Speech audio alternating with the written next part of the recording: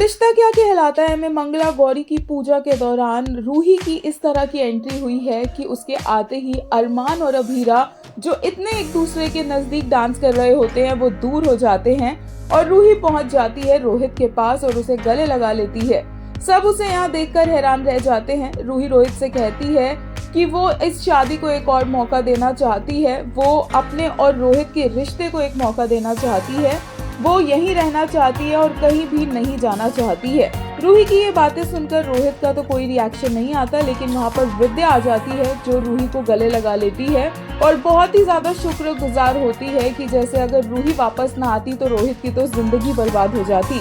Same वहाँ पर काजल आती है, वो भी रूही को गले लगाती है और दोनों बहुत खुश हो जाते हैं, जिसके बाद रूही को भी सेलिब्रेशंस में शामिल कर लिया जाता है और अभीरा के साथ रूही डांस करती नजर आती है एंड एक तरह से दोनों का एक टशन ही चल रहा होता है डांस के दौरान। लेकिन डांस के दौरान भी जब रोहित के पास रूही जाती है तो रोहित यहाँ भी कुछ नहीं बोलता। रूही उसे टच करती है, कभी उसको तंग करने की कोशिश करती है, लेकिन जब डांस परफॉर्मेंस चल रहा होता है तो रोहित वहाँ से चला जाता है और हर किसी को रोहित की टेंशन होती है। कोडार हाउस पहुंचकर रोहित सीधा डाइवोर्स पेपर्स पर साइन करने लगता है, लेकिन रूही वहां पहुंच जाती है और रोहित का हाथ पकड़ लेती है और पेपर्स उठा लेती है और बोलती है कि वो नहीं चाहती है कि ये डाइवोर्स हो, इसलिए तो वो यूएस नहीं गई है। लेकिन रोहित को रूही की बातों पर विश्वास नहीं होता और फिर रूही डाइवोर्स पेपर्स को फाड़ देती है। अब रोहित और रूही को इस तरह से बात करता देखकर अभीरा और अरमान भी बात करते हैं। अरमान बोलता है कि कोई बात नहीं, रूही वापस आ गई तो ये उसका डिसीजन होगा, उसने अपना माइंड चेंज कर लिया होगा, क्योंकि अरमान को अब रूही से कोई लेना देना नहीं है